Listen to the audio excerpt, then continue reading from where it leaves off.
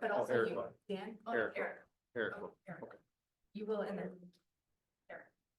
Okay, whatever. All right, it is 7:01. We will call this meeting to order. It is Thursday, February 20th, Village Board meeting. First item on our agenda is the Pledge of Allegiance. I pledge allegiance to the flag of the United States of America and to the republic for which it stands, one nation, under God, indivisible, with liberty and justice for all. Right, welcome to everybody. If the clerk could please call the roll. Trustee Ifer. Here. Trustee Frank. Here. Trustee Abedlin. President Gerke. Here. Trustee Dorwart. Here. Trustee Bartz. Here. Trustee Miley. Present. All right, hearing that we have a quorum, we will continue. This next section is for public comments, so anything that is not on the agenda, they are limited to 5 minutes per person. If you do have anything to say about anything that's not on the agenda, please state your name so that the clerk can record your name and we will move forward. So are there any public comments tonight? This is Tiffany Bartz. Yes, we all know who you are. Well, you said state your name. Okay. I just wanted to give a quick plug. I think this is a great opportunity for the kids in the Ozaki School District. They are having their first Kids Entrepreneur Day at the school on Sunday. The kids, they have over 50 vendors of children from the school district that are going to be there who have made or have collected. I know there's a kid that's selling eggs, things that they are trying to sell for craft vendor fair. So I invite you all to take a gander up at the school. I believe it's from 1 to 4 in the Commons area, and help support our young entrepreneurs of Fredonia. Thank you. I think multiple people in here have kids that are participating in that, so it would be nice to see some of the public to come out. Be great. All right, any other public comments? Hearing none, we're going to move on to the consent agenda, which consists of approving minutes of January 23rd, 2025 meeting, approving general fund water and sewer invoices, and then we have 3 temporary Class B retailer licenses for Divine Savior Catholic School. And these are from February 28th, March 21st, and April 4th. They're fish fry that they hold yearly. I'll make a motion to approve the consent agenda as stated. All right, I have a motion and I have a second. I don't believe there are any additional bills, correct? No? All right. I have a motion, I have a second. We'll call a question. All those in favor? Aye. Opposed? Motion carries unanimously. Next, we'll move on to presentations. The first and actually the only being Deputy Marshal Jamie Burns to take the oath of office. So Eric, would you like to introduce him a little bit? And thank you. As everyone here knows, last year was a bit of a transition year for us at the Marshal's office. With both Marshal Dable leaving, as well as we had several other staffing changes, we did have a number of vacancies. The way we recruit and hire, we're very picky, and so it's a process that can take some time. Jamie's going to be filling our last position.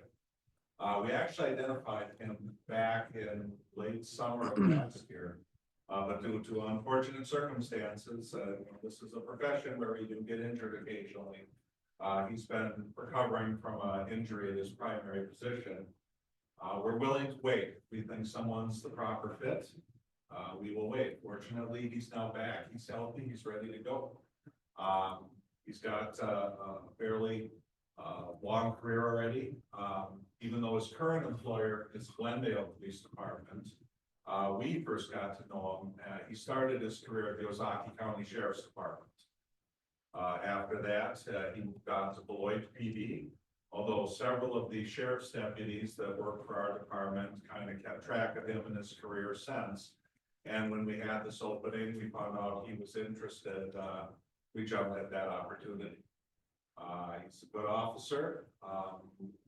We think he's going to contribute positively to the community and to his position here on the department. excellent. Perfect. Are there any questions or anything of the marshals or anything? Yes. How many years of experience, Jamie? This is my 13th year sworn. Okay, with all departments Yeah, so I combined. had 4.5 in Ozaki, year and a half in Beloit, and then almost 7 in Glendale. Yeah. Thank you for your service.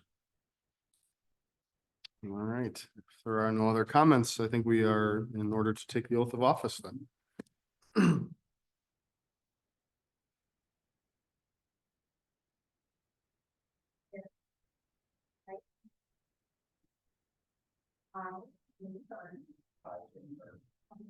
Appointed to the office of deputy marshal, Deputy Marshal, but have not yet entered upon the duties thereof, but have not yet entered on the duties thereof, swear swear that I will support the Constitution of the United States that I will support the Constitution of the United States and the Constitution of the State of Wisconsin, and the Constitution of the State of Wisconsin, and will faithfully discharge the duties and will faithfully discharge the duties of said office to the best of my ability. of said office to the best of my ability. So help me God. So help me God. Congratulations. Thank you, sir. Congratulations. I appreciate it. Yep. Welcome again.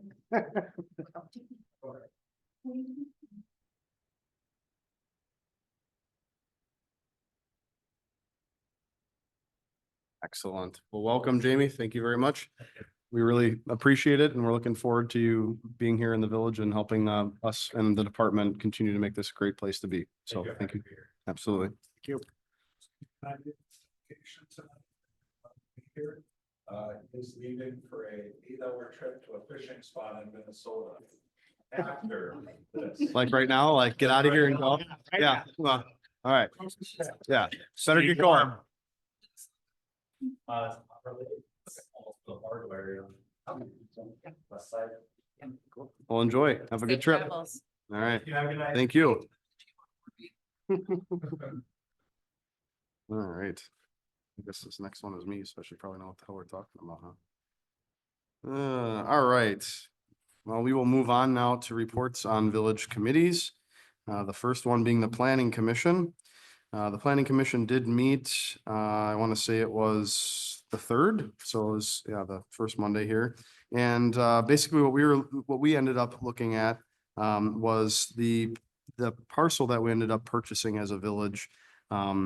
Anytime the village ends up having to purchase a parcel, that parcel gets taken off the tax roll, so it has to go before the planning commission to have the planning commission have the opportunity to take a look at that. So we had an unanimous decision to approve the purchase of the portion of 450 Wheeler Avenue, which is kind of right by Fireman's Park. And for those that don't know, this is going to add great space and opportunity for the village to have some storage, whether it be for leaves or salt or anything that we might be doing in the future with a building at some point. Who knows what might happen? But I know that the DPW is quite excited to have that parcel and it will streamline some of the operations that we have here in the village.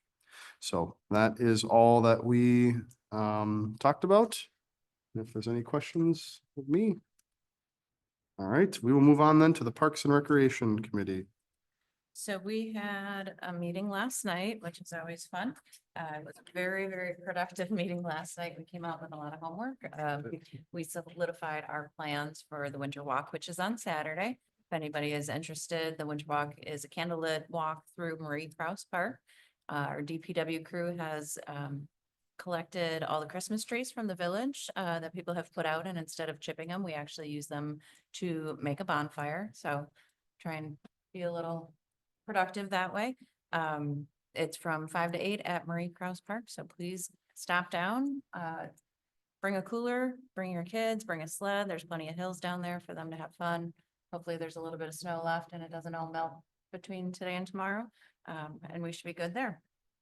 We continued our 2025 event planning for this year. A lot of it was focused more towards Fun Before the 4th and solidifying some of that, talking about our fundraising efforts and the different events and things that we want to book for the day to make it a good event.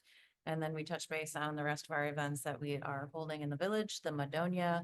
We did change the Madonia date from what has been printed and on social media previously. It is now going to be held on August 2nd. If you have kids that were interested in doing that, just check out the new date. I believe our administrator put the event up today on social media with the links to register. So you can go ahead and start registering your children. And then the last is the summer music series. We are almost all planned out for the summer music series. We have one slot open yet for a band, and everything else has been booked and the planning is underway. So we're really excited for that. And then lastly, we have, as many of you had seen, we had sent out a survey to the village regarding our parks. Paul from you'll have to help me with this, UW Extension Group is going to be here on February 27th. There's going to be an info session held here at the Village Hall. We encourage all of our citizens to come and take a listen and provide some feedback and some input on what we're hoping to do with the parks over the next few years and get some more information. So please feel free to stop on out next week. Excellent. Thank you for that report and that synopsis. Does anybody have any questions for Trustee Bartz? All right, hearing none, then we will move on to report on operations of the village. I will go first. I don't have a whole lot for you. I did just want to thank our DPW director for handling that water main break that ended up happening while it was super cold outside and tackling that. I know it's not fun, especially when you have snow coming in and all that stuff. So you guys did a really good job. Just want to say appreciate that. Other than that, you guys, everyone here continues to do a really good job of being available and being able to help and always putting their best foot forward. So I really appreciate everybody and all the stuff that they do, including the trustees, fire department, marshal's office, everybody's staff. So thank you so much. Next, we'll move on unless you have any questions of me for the village administrator. All right. As always, I'll just summarize my report here. We continue to work and do due diligence with Workhorse Development, Hillcrest Builders, and check-ins on the industrial park. We're going to see our first building plans for the industrial park coming up here in the next plan commission, which we're really excited about. That's Gasorowski with his first development. So it's exciting to see like these actually become real, right, as buildings are coming into the industrial park. We've been doing research into a residential housing incentive program, fielding different ideas and ways that other communities throughout the state have tried to incentivize residential housing and seeing if we could do a similar program here within the village. We, of course, visited Corsa Technic, which was our business of the month, the first one for 2025. There's a really cool, unique business that I'm sure President Gerke can agree that we were kind of surprised to learn about, that you drive by that building and you wouldn't know all the things that they do, but it was pretty neat.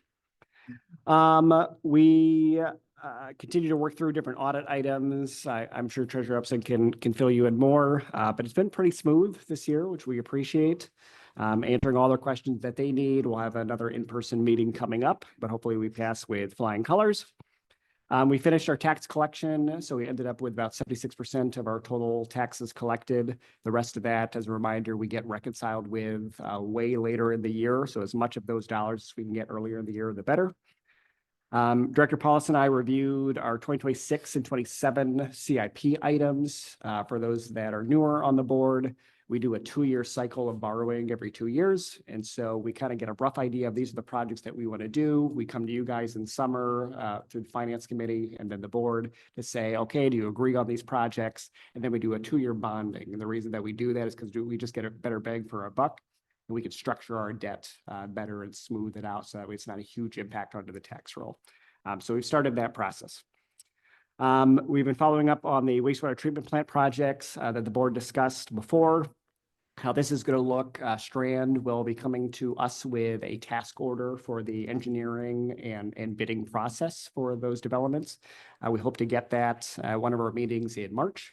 And then Ellers is working on a resolution on the rate structures in order to help fund those projects, which will also come to you in March. And then all at the same time, we're working with the state on the Clean Water Fund loan.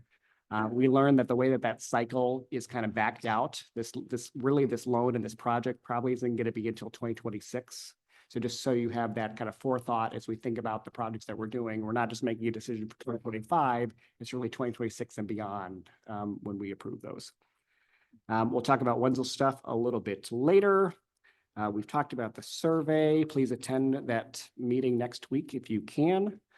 And then finally, I'll just do another plug for donations. We're really just starting to get aggressive on donations for our various events and projects that we have going on. I know that we've been making a lot of outreaches. If any of you know of anybody or companies or organizations that we should be reaching out to, do what Trustee Bartz did, send me just a list, and I'm happy to cold call, as many of those as possible. The more the merrier. So I appreciate the help.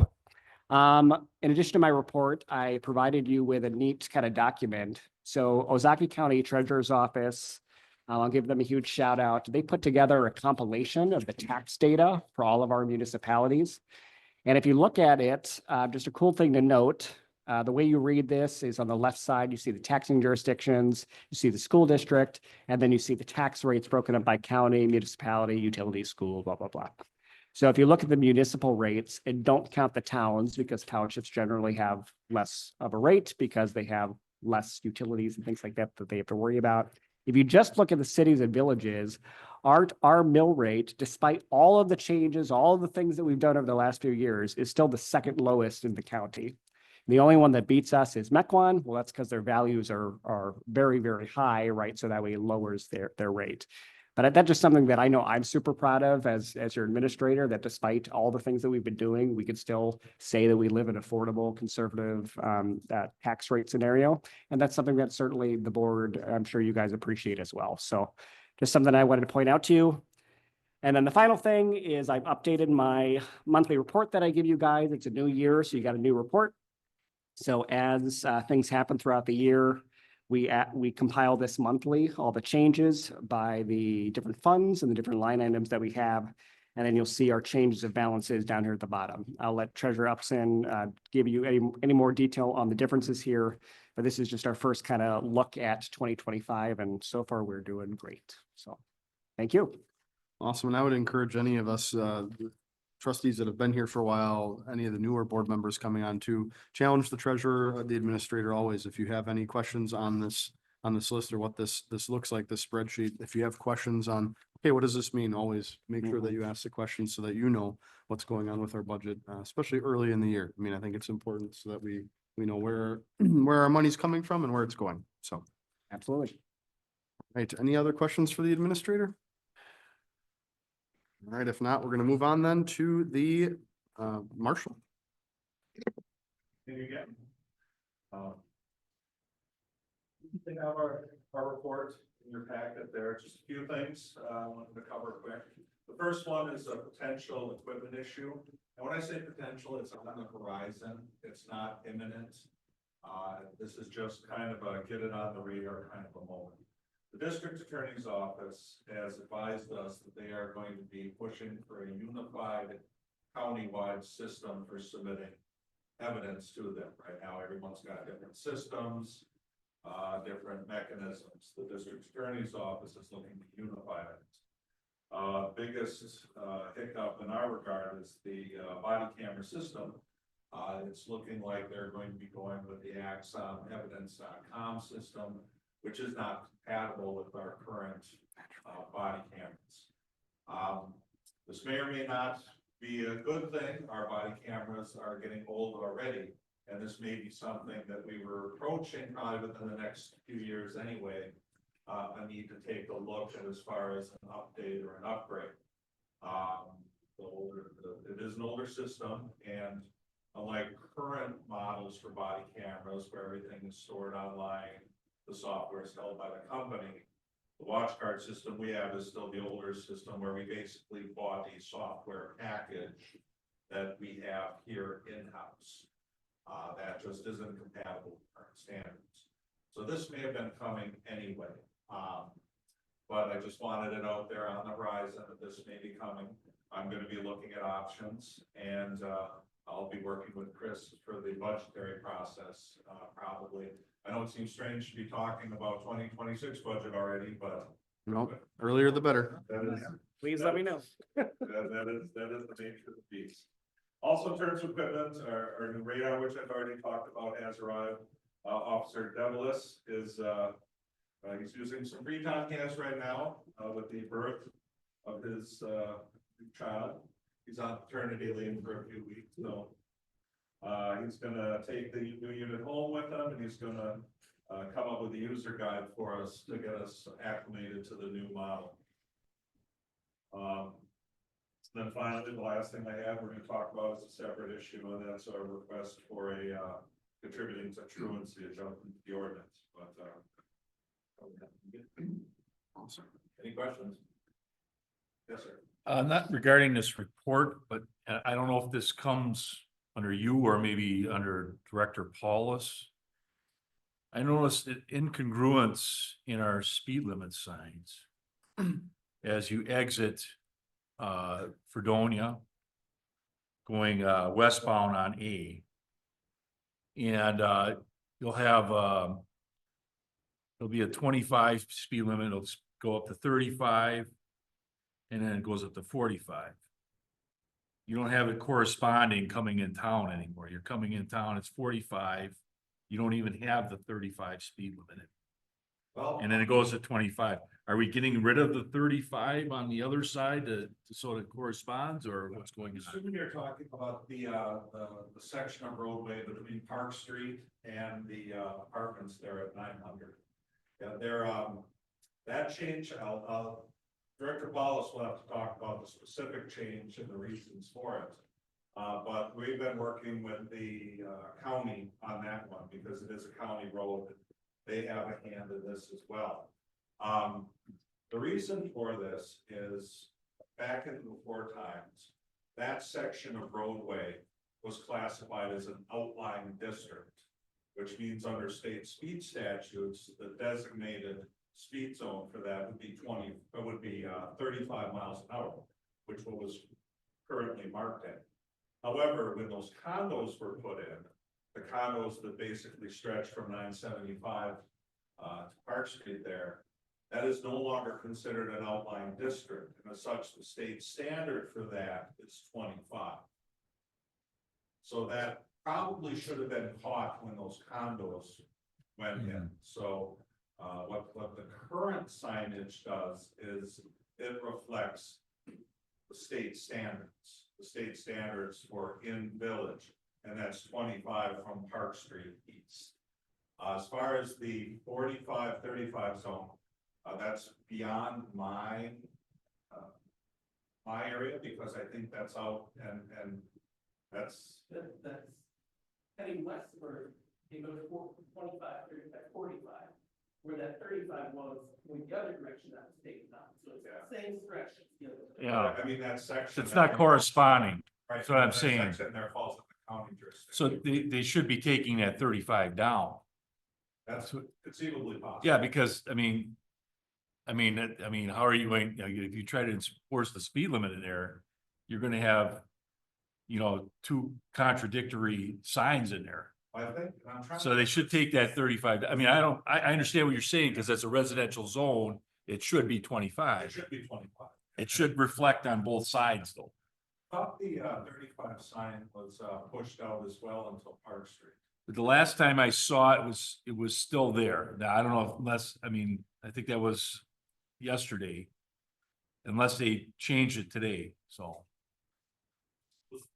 35 zone was at Park Street. So going west, it's 25 on the hill now, where it used to be 35. At the bottom by Park, it's 35, then the next sign is 45. Coming into town, 2 weeks ago, we put a reduced speed ahead. Yeah. Tennis courts. And then it goes by Park Street. That doesn't make sense. Should take the 35 off then. There is no 35. No, going west there is. Because then you're having two sides of the road, two different speed limits. You understand what I'm saying?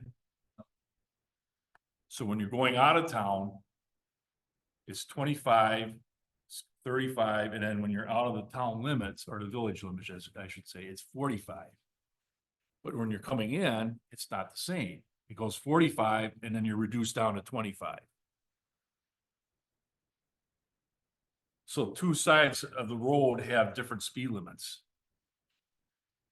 Right, so coming in, Right at Park Street, got dropped down to 25. Then that's fine. Then you should remove the 35 on the other side. Yeah, not there. Yeah, I mean, because that doesn't make sense for law enforcement. That's going to be, conflicting. Should have it the same on both sides. Don't, I mean, doesn't that make sense? Doesn't that make sense to you, Eric? I'd have to take a look at Yeah. that. This, the section I was asked to evaluate so far has been the Park Street to that Yeah. one, because that was the one we have the most direct control. If that falls within the, the state village, not the outlying area. The outlying area, there might be some county issues there that we have to, resolve with that, so I will certainly take a look at that. Thank you, yeah. There's a number of driveways in there too, which might be in the mix of why they did whatever. Well, there are a lot of good reasons for the 25 zone change. Hmm. Again, as I said, this is the first time it's coming to my attention about the 35 zone question. The 25 zone question, though, there are a number of good reasons to do that. One of them is, again, and we had this discussion when it came to Martin Drive. Putting a speed change at the crest of a hill is never a good idea. And under the former set, where that 25 started at the top of that hill there, that falls into that category. Fields of vision are horizontal, not vertical. People aren't looking up the hill at that 25 zone. They were cresting the hill at a high rate of speed. And then slowing down. By having the 25 zone down at Park Street, it's easier to see, it's more visible, and again, it complies now with state statutes. We will have to take a look, I guess, at 35 West. Yeah. See how that complies with state statutes, but, as I said, the one I've been evaluating has been the Park Street East. And I understand state statutes too, and I understand why it has to be 25 in there. But when you look at, it doesn't make sense to have one side of the road, one speed limit, the other side.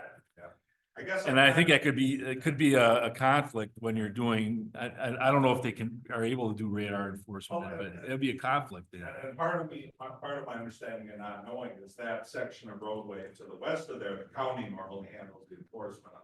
Okay, That's usually kind of there, so I guess I kind of assumed that there was the same 35, 25 zone over there. But maybe there isn't. Well, all you can do is check it out, right? And then see what happens. So that'd be great. thank you. All right. Any other questions for the marshal? How is the new stop sign over on Martin and the traffic pattern over there working? I think it's working very well. I've sat up there, some of my officers have sat up there, and it's definitely, I think, slowed down traffic coming in out of the county there. We have gotten complaints about the spacing of that stop sign. As you know, we talked about at the board meeting, we did that for a specific reason to allow those trucks to turn westbound there, the farm trucks to turn westbound there without having to back things up. If we put that stop sign closer to the intersection, they largely will have to sit there and wait for traffic to clear both ways, which is okay. I guess it kind of depends on which way you want complaints. There are going to be people complaining because they're stuck behind these farm trucks, or they're going to be people complaining because the spot where the stop sign is. From my perspective, from an enforcement perspective, it doesn't matter where the stop sign is, you have to stop. I can enforce it wherever it is. And so far, people have been compliant. But the question of will support the city as far as exactly where they want that, where they believe the best place for that placement is. I think that stays right where it is at this point. I don't see a reason to change it right at the moment. I think one of the things that will help that, and Eric's kind of waiting for some warmer weather, is come spring, he's going to be able to put down some stop lights, which I think will help that as well. So it'll further differentiate right exactly where that stop line is. But I think it's been positive. I've sat up there running radar. I've sat up there watching the stop signs, and other than a few people rolling the stop sign, you know, which we've stopped and addressed, I haven't seen any significant traffic hazards. Doesn't mean that aren't any occurring. No plan can promise absolute safety. I think it's been positive as far as doing what we wanted to do, and that's slow speeds at that particular intersection.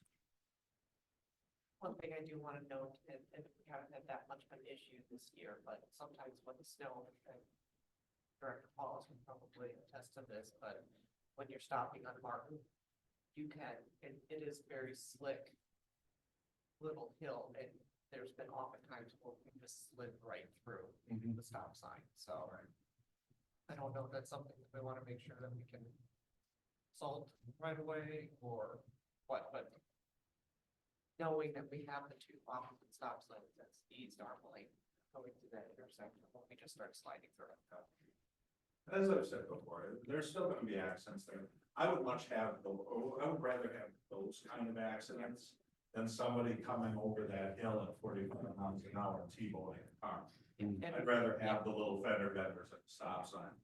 And we have had a few instances where we stop and nobody's there, we're going, and they go right through in front of us. Yeah. That has happened a couple of times. Give me a license plate. I can trust will. it. Next time I will. Someone's willing to fill out a statement and show up in court. Oh, yes. We can, My husband will definitely do that as well. we can act off of the statement. Okay. Excellent. All right, any other questions for Marshall? Thank you very much. Appreciate it. We'll move on to our fire chief. You have my report in the package, just a couple more things. Under the EMS training, I can want to recognize our paramedics, all three paramedics have been making it a point, whether they're on duty or not, that night to come into town and actually participate in our EMS training. It has greatly increased the skill levels of our EMTs. All those skills there that we stand for the crisis, transtracheal jet, patient trauma, those are all paramedic level skills, and they're helping our paramedic, our EMTs understand what they need from them in order to do these procedures. So it's been pretty good. I appreciate that. EMS calls for the year so far. I mean, we're only 1 month into the year, but we're up 3 ambulance calls over last year at this time. We did have 4 paramedic intercepts, 2 of them to Waukesha and 2 to Random Lake. Random Lake was new that we added here at the end of December. So that has been going very well. And then a couple things that are not on this here. We did receive the new truck that we purchased in the last meeting. Yesterday went and got graphics on it in Appleton. We're waiting for next week for the cap and the slide out tray will get put in there. And I'm hoping that lights will be on by the 3rd week in March. And then a big thing that was the sheriff department does our dispatching for us. They paid us anytime there's a call. They have taken on all the police departments, all the fire departments in the county, so their job is gotten very busy. We've been working with them to try to streamline things and make things a lot easier for them. That goes along with our communications on the radios, so we're not wasting their time on stuff, but also with paging. Whenever we have a big fire, the Paulus fire that we had, each department in the county has to get paged individually for everything. And it takes so much time. Sometimes it can be in excess of 15, 20 minutes before your department gets paged to get to that call. So we recently worked with them to set up what they call megatone. And so that is now functioning as of this week, where there's one tone that goes out that opens up all pagers in the county. And then they are able to just talk on there and say, we need a fire truck from Fredonia. We need an ambulance from Fredonia. We need Saco. We need an engine. They can go through and just say, rather than setting up all these tones individually for each department. It has really streamlined that. And I'm looking for that to really speed up our process of our response to calls, whether it's in our own community or in other communities as well. So that's something big that's helped with the dispatching. And there's more to come. They're doing some paging updates, paging system updates that will help also automate that so they don't have to have a person speak. It'll come right off their report and say, you have a rescue call at so such and such an address. and then here's the situation. It's kind of something neat that the sheriff's department is actually investing in the system that is from the 1970s. So It's exciting. archaic, but we're up. Yes.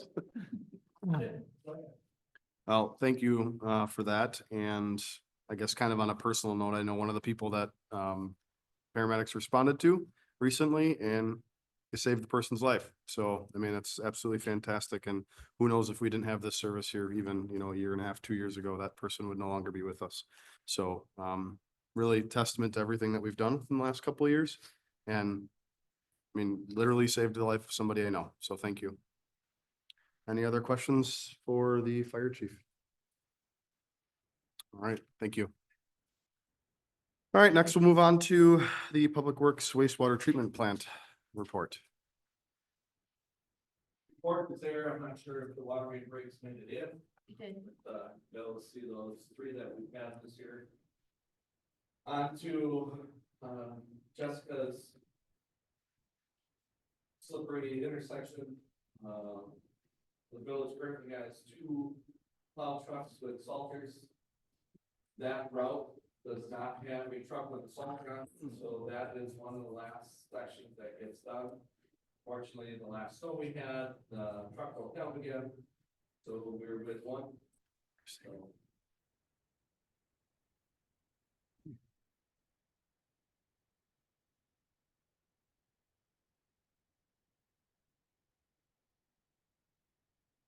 So what's the status of the truck?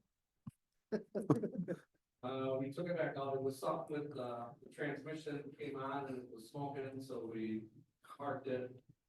We couldn't find anything leaking, didn't find anything broke. We took it out to Hartman's, grabbed some gravel with it, didn't have an issue. The problem I have is the closest diesel mechanic I can find that would work on it's in Plymouth. It's hard to find someone to work on them. And as they get older, to try and find parts for them. And this is a cross breed of a Sterling and a Ford, so there's basically put together with Mercedes parts and Ford parts and Sterling parts. Sounds like a nightmare. All right, are there any questions for the DPW director? Maybe we shouldn't ask him any. Their new truck, did you get your new truck? Yes. Think I got it. You got it. I got it after the fire chief got it. But all set, ready to go, we've used it, a couple times ready for phone. Great. What's with trying to locate the utilities on Fillmore with no record and no maps? What's going on with that? Are you able to locate what you need to, or how are you gonna go about locating the proper utilities? There's some of the oldest utilities in the village. We go off and ask Bill, you know, so. Trying to think when that road went in there, and the problem is you've got houses and things that have been added and as builds have never been changed. So we don't know where they put them, or you get the contractors that don't care and then they bury them and then pour over them. So then we can't get out. So Well, that's fun. All right.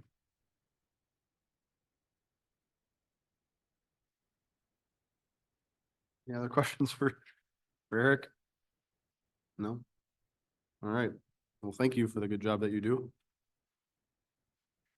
Keep it up. Your shady equipment, appreciate it. All right, we will move on to the clerk's report. We had an election on Tuesday. Yeah, we did. Most of my team is in this room. Thanks, guys. It was awesome.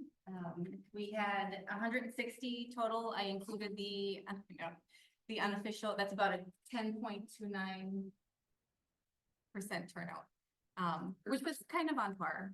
Yeah. So unofficial results are in the packet, starting to work on April 1st election stuff. I worked on the policies and procedures handbook, just collating all of the things that we've kind of found in the office over the last 2 years that I've been here. Collating that, you guys have already addressed, quite a few of those, the snow and ice removal, branch chipping.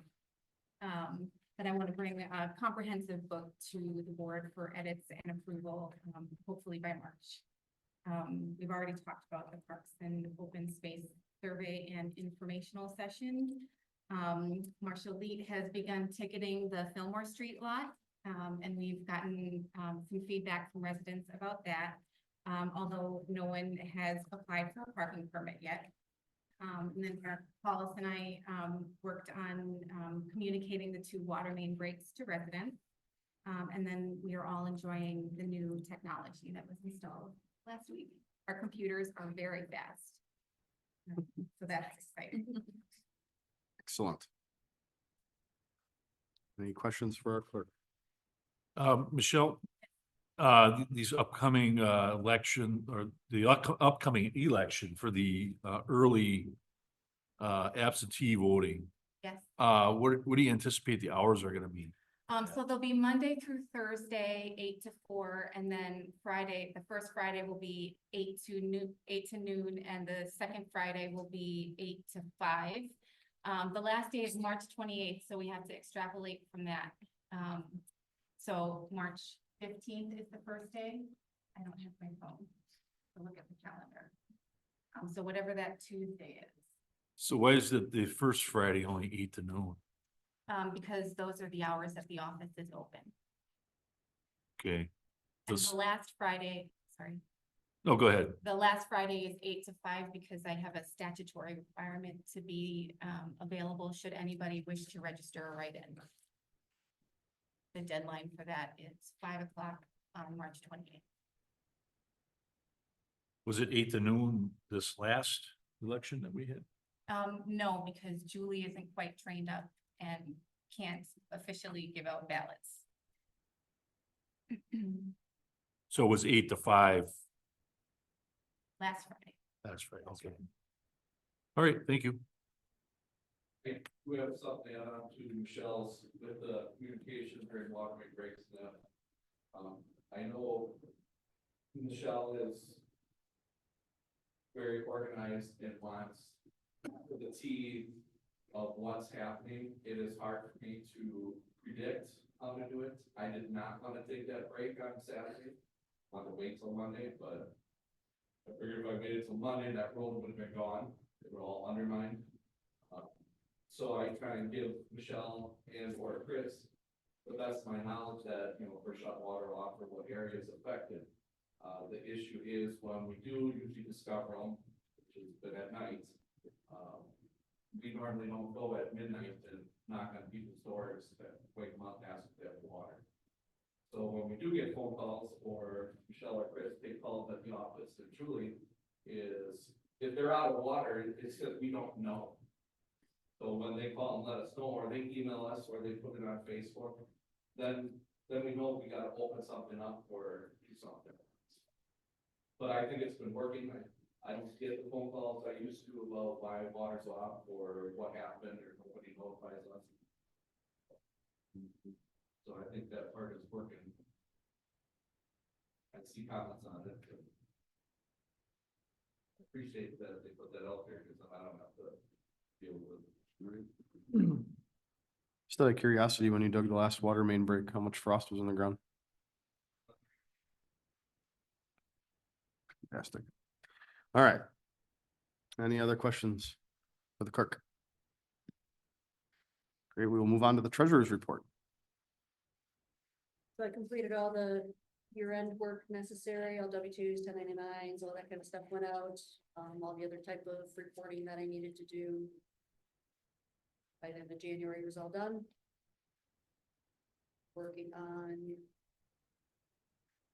the audit right now, just knowing what they need. I've started keeping files of things that they're gonna need for the 2025 year, so preparing that ahead of time, so it's less digging of information or like, you know, capital equipment or, you know, sales of things, you know, so I'm keeping files of that, which kind of same as what I've done in my prior, Mm. private sector life, when it comes to audit, when, doing that, so.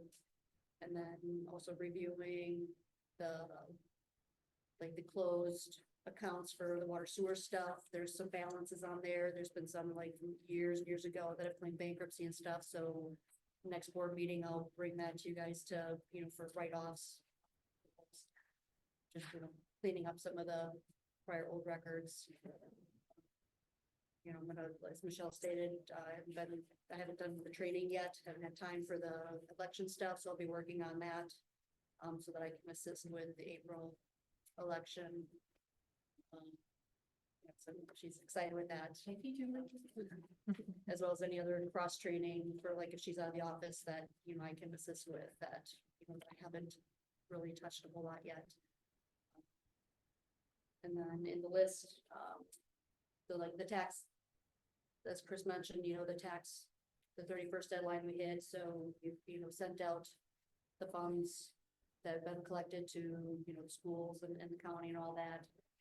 So like the list, what you have in here with the bank accounts, that was as of the 31st of January, so the general fund savings that has really depleted with sending those funds out.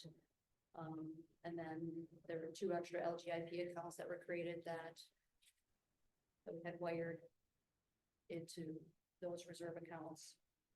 So every month we'll see updates on those. And if there's anything else, please let me know. Awesome, thank you. Any questions for our treasurer? Just confirming those 2 accounts I see I'm assuming they're the fire department reserves and the POF paramedic reserves. Those are from the referendum that we did. So the paramedic fund reserves, that final and the VOF one, so that one is, so if you remember, we talked about what are we gonna do with that extra money? So that's the extra money, right? You guys said, hey, we want to reserve it for paramedic program, so that's us doing that. Another thing to note is I chatted with the other municipalities about the timing of when we're going to invoice for our paramedic program. And really the timing lines up that we would complete this year. We'd see how much of the grant dollars cover. And then the difference is what we bill out right to the other municipalities. So it doesn't make sense to invoice that now. We should wait till this year ends, see what that difference is and then invoice. So the plus of doing that is that we budgeted, again, $100 and some thousand for our portion. We now can add those funds also to this account to then earn a little bit of interest until we got to pay ourselves back or pay the program back in spring of 2026. So you'll see that number kick up again in next month's report. Awesome.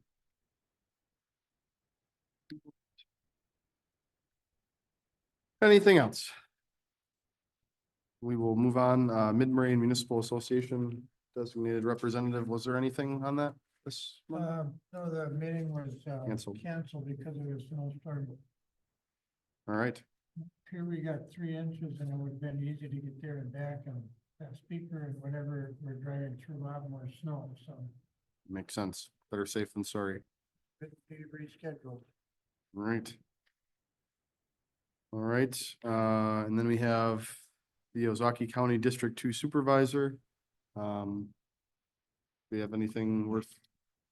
Sure. Supervisor Anything? Pappy sent us a brief update. He mainly just said that they were finalizing bids for Lasada. So to watch for the improvements there. And then he talked about the speed limit change that we've already covered pretty much in length, so. All right. Excellent. Any questions about any of that anymore? All right, if not, then we'll go on for items for discussion and or action. The first is a motion to approve contract 1/2025 with Payne and Dolan for Wenzel Avenue construction and Murray Cross parking lot paving project. Chris, maybe touch on this a little bit and kind of update the board as to where we are, what we budgeted, what it came in at and all that. Sure. Well, I'm really excited about this topic. This was our big road project for this year is paving out Wenzel. So for those who don't know, that's currently a gravel road that leads to Marie Krause Park. So the idea was to grind that down, lay asphalt, and then if we had the dollars to continue on to the parking lot and pave that parking lot there in Marie Krause. Obviously, it's nice for the access for the fields there, but then with our new splash pad coming in, it just made it a nice place to be. So in our budget, in our 2025 CIP budget, we planned on $307,000 for the project. You can see the list in my memo of all the different places that we've been squirreling money away from in order to fund this. I'll start with the engineering. The engineering, we planned on about 50,000 to spend money on. We're only going to need to spend about 22,000 on engineering once this is all said and done. A big piece of that, I want to give kudos to Director Paulus, is project managing of the actual construction when it goes on. There's certainly some projects when we need an engineer out there, right, every day, connecting utilities and things like that, or maybe grading land. But for this project, we thought this would be a good one for Director Paulus to take on all by himself. So he'll be leading that project management standpoint of that construction, which is going to save us significant dollars from an engineering standpoint. And so then with the remainder of those dollars, again, about 250,000, we went out to bid. We had 3 bidders and the lowest bidder was Payne and Dolan. You'll see in your packet, they came in at 180,000, which is about a $70,000+ difference than what we estimated. So that's a huge win. I mean, I can't exaggerate that enough, that obviously we all know costs are going up with construction and everything else. We really thought it was gonna be over 200 at least for this project. So to see that solid number come in at 180 to get all the stuff done that we asked for is really wonderful. So because it came in so low, some of the additional items that we were thinking about with like paving part of Wisconsin, I know Trustee Bartz had talked about that, or doing the resurfacing of Marie Krause, which we had already planned.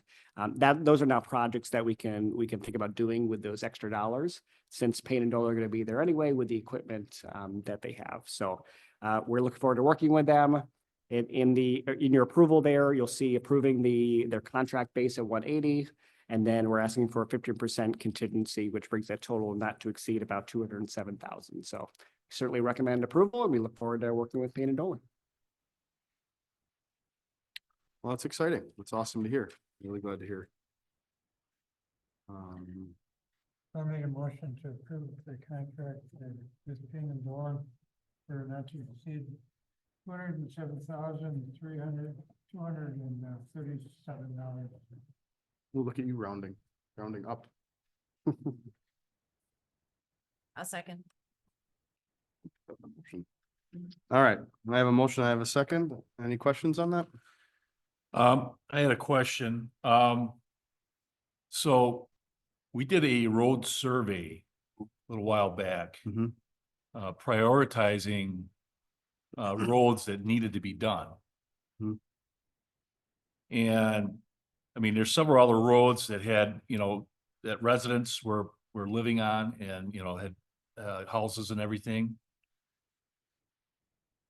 We're paving a gravel road, which is my understanding, there's only one house that is affected by this, but we have other streets that were higher priority. Can you look that up for me on that? Do you have about like reconstruction roads? Yeah, because we had that survey and there was plenty of roads on there. So now we're doing this road, but there was other roads that were higher priority. Yep, so there certainly was. Reconstruction is obviously a lot more costly, so that's when you're digging up and doing everything else underneath the street, which this doesn't fall into. So there was a separate list of, we had a list of recommended reconstructions, and then recommended mill and overlays, and then recommended just paving. So this was on the road for the paving. I'd have to look it up to be the exact one. But overall, this body, you guys decided to elevate this project because of the increased activity down at Marie Krause, splash pad coming in and everything else. But there was other streets that were higher in ranking. Sure, as far there's always going to be other streets and other projects to do. You're correct. But this was in a lower, it was in the lower rung, wasn't it? So Yeah. I'm just trying to figure out why we're paving a gravel road when there was other streets that were on a higher priority list. Well, again, Am I correct? Well, because this body, the village board, decided to do this project as part of the CIP from last year, as part of the recommendation from Parks Committee. And then when you guys approved the village budget, right in there was that project as well. So I'm not But discounting. there your were efforts. higher priorities, right? Sure. I just want, Yeah, there's Okay. a lot. I mean, Okay. if we could wave a magic wand, Fillmore would be great to do. yeah, I right? heard That's a- Fillmore was in bad shape. Yeah, that's a huge one. So I'm not disagreeing. Those are the kind of projects that when we apply for road grants, right? We Mhm. try to tackle those higher cost projects. Because there's no way, I mean, and Fillmore's a great example. There's no way we're ever going to be able to collect enough tax dollars to completely reconstruct Fillmore, right? So you try to bite at those easier projects like Wenzel in order to improve the overall quality of the road. So. All right. Any other questions on that? I do believe I have a motion and I have a second, correct? All right, I'll call the question. All those in favor? Aye. Opposed? Nay. Motion carries with one nay. All right, next we will move on to an introduction of an ordinance 2025-01 contributing to truancy. And this I would like to have Marshall Lee to discuss for us. Yes, this was inspired by conversations I've had as court officer for the Mid-Marine Municipal Court, handling truancy issues there. The court had originally approached me and asked if we could modify our ordinance to allow for the issuance of a contributing to delinquency citation for the parents. In some cases where the previous attempts to handle the things through juveniles proved insufficient, usually because of some action or inaction on the part of the parents. I spoke with our juvenile officer, Deputy Wolf here, who concurs that this would be a useful tool for him. And as such, I asked him if he'd be willing to speak to this matter tonight. So the way the truancy works in the village is, you can cite 12 to 17 girls in school, so it's middle school, high school. Both principals, when they get to a certain number of days and miss their absentees, they'll try to contact the parents by letter, by email, by phone, and try and set up a meeting to rectify the situation. In the extreme circumstances, what's happening, some of these parents are setting up meetings and not showing, not returning emails, not returning phone calls, and it turns into a truancy citation for the child. We don't have a lot, but the ones we do have, a lot of repeats. So looking at enacting this ordinance would also allow me now, instead of just issuing a child a citation, a parent would get a citation with a mandatory court date. So now they have to go to court and explain why they're not getting the child off to school in time, or what the problems is. If there's circumstances that we can help them with, we will. Schools more than willing to bend over backwards. But the problem, the schools are having both principals like meetings because they're not getting responses back from the parents. It's not all the case, but there's certain, they see the same names over and over once. This is a way to try and get their attention, get them in court, explain why their child not doing this. So what is the ordinance on truancy right now? Is there a specific number of days? Is there missing? Yeah, it starts at 12 this days in a period, but I don't usually get the referral until they're much higher than that. The school is trying to rectify the situation themselves with the parents, but they're not getting response back from the parents. Principal Schwartz is telling me he had meetings set up with parents and they just don't show. And they won't return phone calls or emails, so he's kind of like stuck in a hard place. Yeah. So we're just trying to make the problematic parents more responsible and have them show up in court, as well as the $250 citation. And if they don't show, it goes to delinquent on them. You can take it on tax or something. That's ultimately, we don't want to do that, but we've got to have some help from the parents on this. Yeah, well, everything, you need to have a little bit of teeth, so. Yeah. Understood. Well, what's the pleasure of the board? So that's a tool that we don't currently have. Correct, we do not currently have. It's like a tool that's in between this one and that one, and we want to try this instead of going all the way here. Right. Okay. And that's a good way to put it. We look at this as a tool. This is not something that we would automatically write as a truancy ticket. It's not every time we get a truancy, we're gonna automatically write the parents. This is the tool that we can use for those cases where over the course of this, and Officer Wolf is not wrong when he said this is a lengthy and in theory collaborative process. Even in court, it's a collaborative process between the courts and the parents and the children. But there are times we do run into these. I just dealt with one in court where February court date, it was the child's fourth truancy ticket. And neither he nor the parent showed up in court. They were no shows, they were no shows in court again. At some point, we have to look at, you know, the parental involvement here, and this gives us a tool to start addressing that as well. Well, I think this is a good measure because in a lot of cases, I mean, and you're talking in extreme cases, it's the parents. And sometimes when you give tickets to kids, it doesn't mean anything.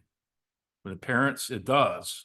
Can be result in warrants or other actions you could, and then the parents take it more serious. So I think it's good.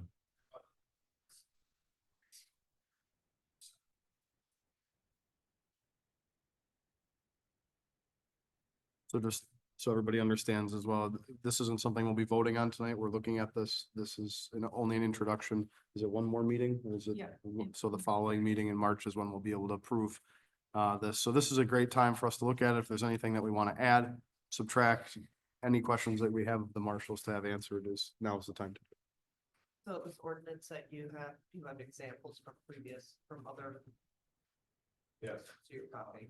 Both basically. Officer Wolfen and myself are familiar with this from our time down in Fort Washington, where Washington's had this ordinance for years. Okay. Quite a few years. Not Because of me. I was a good kid. Mm-hmm. Except on senior. No, I didn't have senior day. I was the one that showed up. Yes. Oh, really? Wow, I'm impressed. Oh, I never got Hmm? caught. Oh, All right. Any questions, concerns? All right. Well, if not, then we're looking forward to seeing this next month and having us on our agenda for next month. Thank you very much. Thank you. Is there any correspondence that I don't see in here? No. All right. Any items for future consideration by the village board? If not, we are in order to adjourn. I'll make a motion to adjourn. second.